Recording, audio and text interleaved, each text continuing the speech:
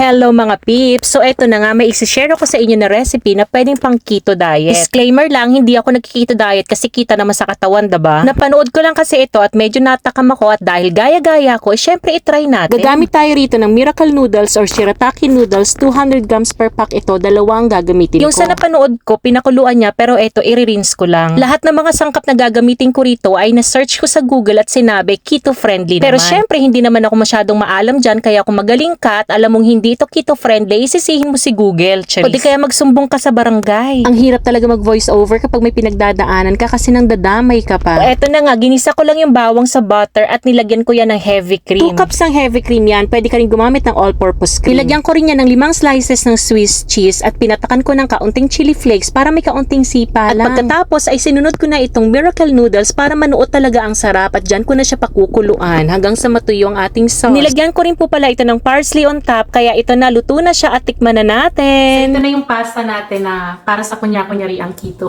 Pang keto diet na pasta natin.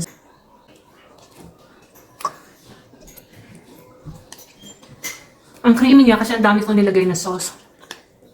In fairness, masarap siya. Masarap siya actually.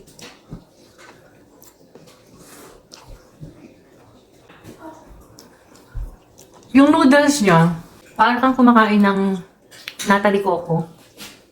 Lumalaban siya sa ngipin eh. Nagbabounce back. Walang halong biro, masarap po talaga siya. Tsaka kahit konti lang yung kainin mo, mabubusog ka na. Kaya ano pang inaantay mo, itry mo na rin. So yun lang po muna for today's video. Bye!